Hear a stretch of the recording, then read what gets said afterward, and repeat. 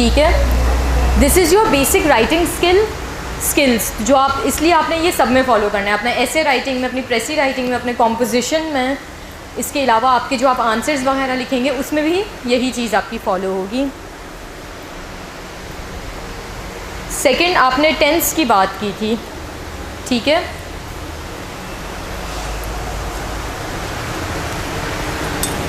आपने कौन सा टेंस यूज़ नहीं करना।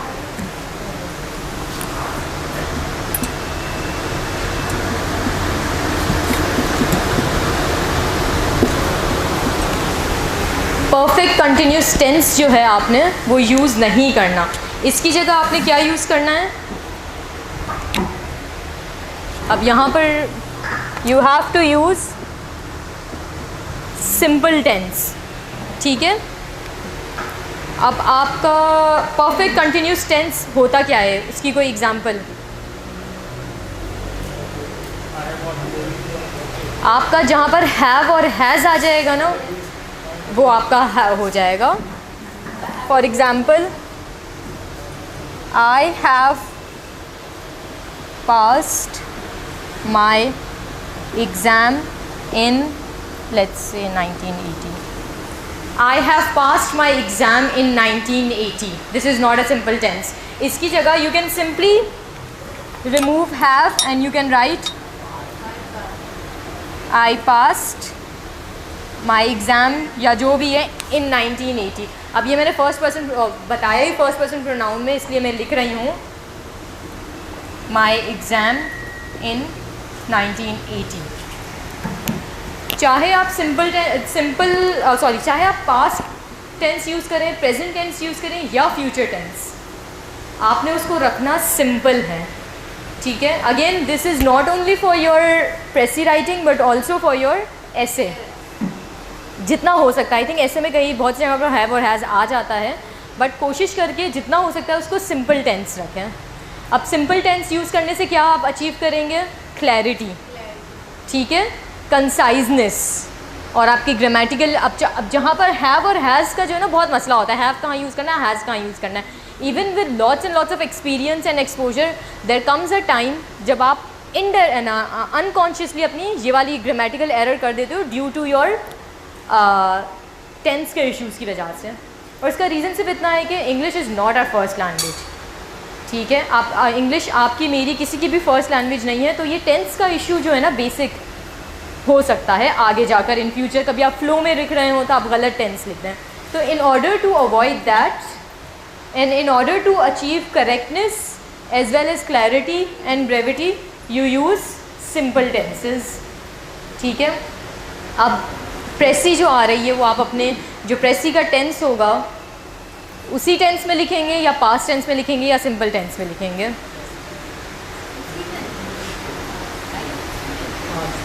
अच्छा, इसमें दो पॉइंट ऑफ व्यूज़ हैं। सम पीपल से एक्चुअली 3 कि आपका प्रेसी का जो टेंस है आप वही यूज़ करें।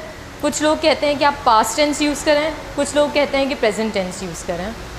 आई यूज पास्ट टेंस, ठीक है, बट आई नो पीपल जिन्होंने वो प्रेसी में जो टेंस यूज़ हुआ था वही वाला यूज़ किया and the past as well, ठीक है। दो आपके पास ऑप्शन है, या तो आप जो प्रेसी में टेंस दिया हुआ है या तो वही यूज़ करें या फिर पास्ट टेंस यूज़ करें।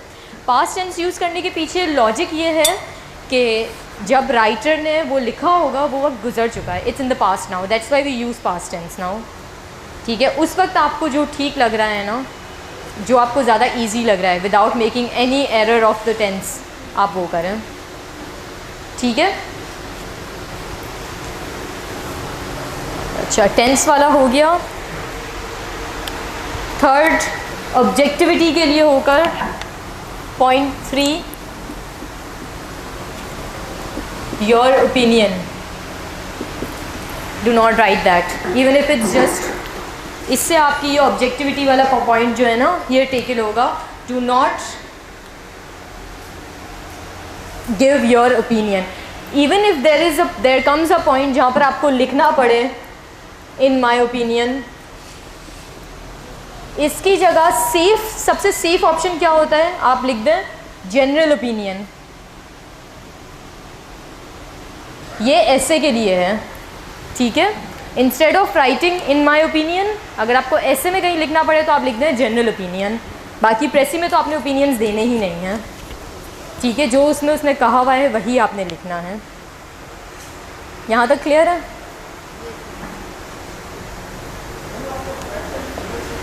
जी। और मुझे क्लियर करना है कि ये कॉम्पिटिशन नहीं, वही पॉइंट मैंने सबसे पहले डिस्कस किया था कि चाहे आपके पास जितनी भी नॉलेज हो, लेट्स से आपको करेक्ट फिगर पता हो और वहाँ पर गलत लिखा हुआ हो, ठीक है। पॉपुलेशन ग्रोथ लेट्स से हमारी छोड़ दें 5% हुई है और वहाँ पर उन्होंने कह दिया 3%, आपको पता है करेक्ट फिगर 5% है, फिर भी आपने 3% ही लिखनी है, ठीक है। मैंने शुरू में ही कहा कि this is not a test of your knowledge, यहाँ पर उन्होंने आपकी नॉलेज नहीं देखनी। वो जाकर ये जो आपके पेपर चेक करेगा ना, वो इंग्लिश का पेपर, इंग्लिश का जो होगा ना प्रोफेसर वगैरह, वो चेक करेगा आपका पेपर, तो उसको कोई गर्ज नहीं है कि आप अपना फिगर लिख रहे हो, नहीं लिख रहे हो, सही लिख रहे हो, गलत लिख रहे हो। वो देखेगा प्रेसी में ये लिखा हुआ था, आपने ये लिखा है, यानी आपने तो सही से समझा ही नहीं है इसमें लिखा हुआ क्या है, आपने अपनी मर्ज़ी से पॉइंट ऐड किया है। प्रेसी और आपकी कॉम्प्रीहेंशन में remember it's a closed box, और उस बॉक्स में जो भी लिखा हुआ है, जैसा भी लिखा हुआ है, जितना भी लिखा हुआ है, आपने उसी हद तक रहना है, ठीक है। Even if you know the number, if you know the correct number, वो आपने नहीं लिखना, ठीक है। अच्छा, इसके बाद one very very important point,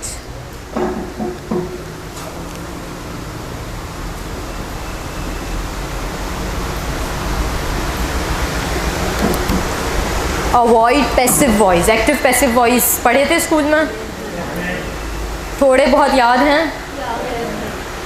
बड़ी बात है, वरना रूल्स किसको याद रहते हैं स्टेज पे आकर।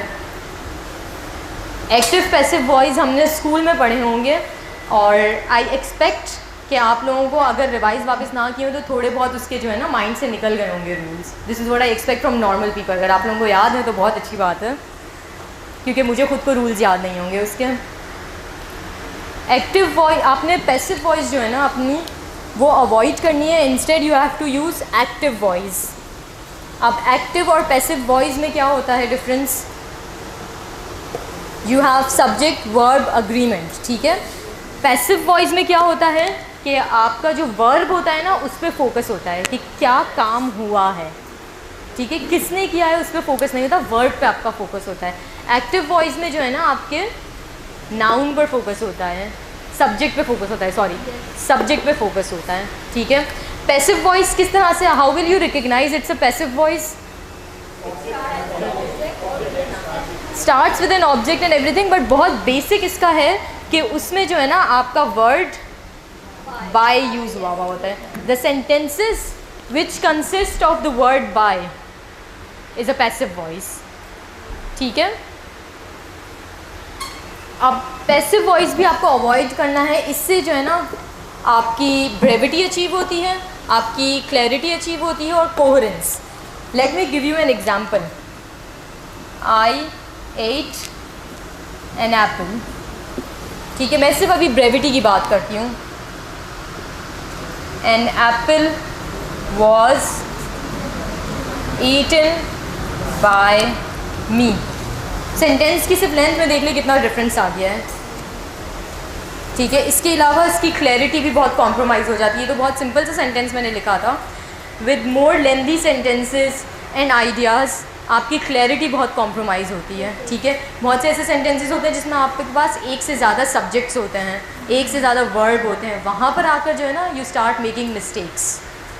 Try to not try to avoid, you absolutely have to avoid passive voice in your Pressy writing as well as in your essay, ठीक है।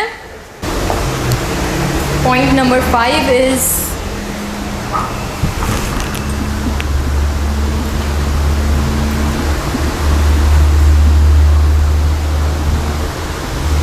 use of negative sentences।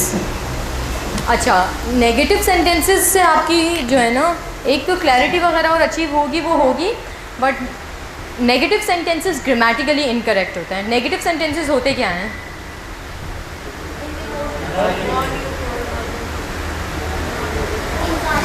Sentences जिनमें आपका नॉट यूज़ हो रहा हो, ठीक है, the word not is use in some sentences, वो आपके होते हैं नेगेटिव सेंटेंसेस. फॉर एग्जाम्पल,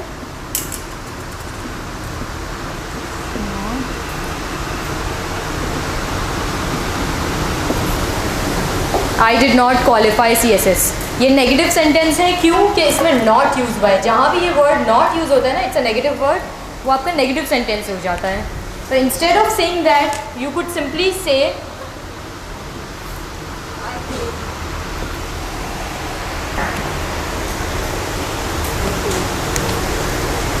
ठीक है, आपके एक तो वर्ड काउंट बहुत कम हो गया.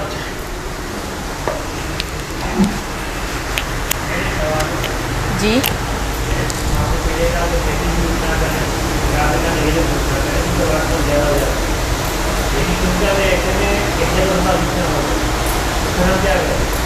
ऐसे में आप इस तरह से वर्ड काउंट अपना पूरा नहीं करते हैं. ठीक है, आपने वर्ड काउंट, जहाँ मैं ऐसे की बात करती हूँ मैं ग्रामेटिकल पॉइंट ऑफ व्यू से करती हूँ. ठीक है, वहाँ पर वर्ड काउंट से रिलेटेड कोई बात नहीं करती कि आपने एक्टिव वॉइस यूज़ करना होता है ऐसे में और नेगेटिव सेंटेंसेस यूज़ नहीं करने होते हैं.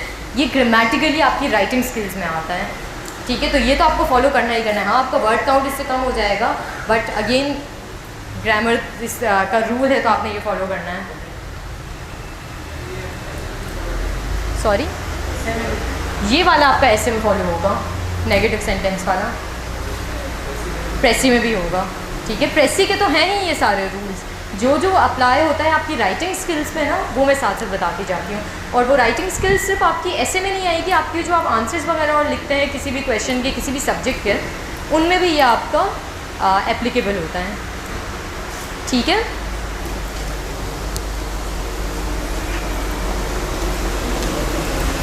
Moving on to number 6, point number 6.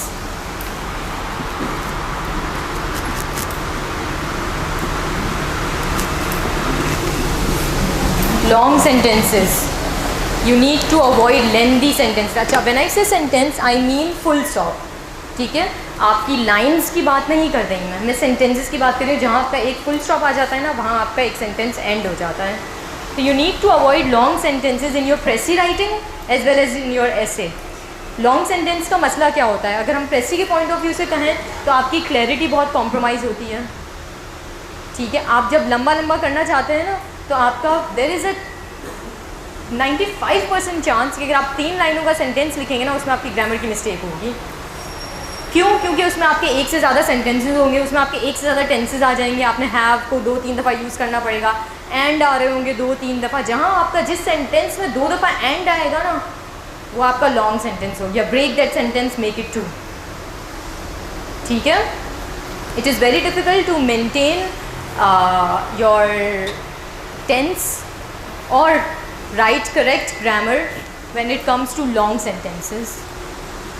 ठीक है, तो try to avoid long sentences. Long sentences वो हैं जिनमें आपके एक से ज़्यादा दफ़ा एंड आ रहा हो, या कोई एक हेल्पिंग वर्ब रिपीट हो रहा हो एक से ज़्यादा दफ़ा.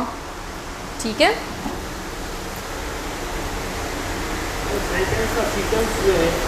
सॉरी, सीक्वेंस ऑफ सेंटेंस जो है उसको डिस्टर्ब नहीं करना, जिस तरह अमेंडमेंट है उसी तरह यानी रखना है. क्या मतलब? आई डेंट गेट योर पॉइंट. एक आइडिया, सॉरी जी, एक आइडिया फर्स्ट लाइन में है, लेकिन हमें क्लियरिटी के लिए हम चाह रहे हैं कि वो आइडिया हम नीचे लिखें. इसको हम डिस्कस करते हैं. पहले हम ये पॉइंट्स याद कर लें. वेरी गुड पॉइंट, ये आप याद रखना. हम ये कंप्लीट करके फिर वो पॉइंट भी लेते हैं, क्योंकि मेरे पास यहाँ पर लिखा हुआ नहीं है. मुझे याद था कि I have to discuss this point. इसके बाद आप आ जाएं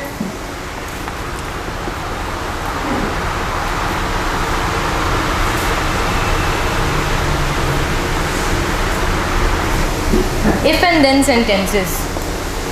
इफ़ एंड देन सेंटेंसेस क्या होते हैं आपके? जिनमें आप कंडीशंस लगा देते हैं. ठीक है, if it rains today the class will get cancelled. ठीक है, जहाँ पर अगर एक काम आपका जो है ना वो दूसरे से मुंसलिक कर दें आप, कि अगर ये हुआ तो ये होने के चांसेस हैं, अगर ये नहीं हुआ तो ये नहीं होगा, या आपके कॉम्प्लिकेशन क्रिएट करते हैं इफ़ एंड देन सेंटेंसेस. ये आपने प्रेसी में नहीं लिखना है.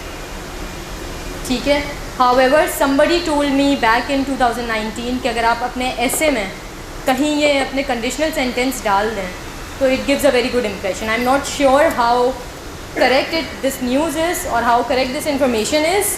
अगर आप इसको ग्रामेटिकली सही, दीज आर कॉम्प्लिकेटेड, ठीक है. If and then sentences are a bit complicated. If you can master this and if you can use this correctly, तो I think you should in your essay, not in your precis में आपने ये avoid करने हैं sentences if and then वाले conditionals.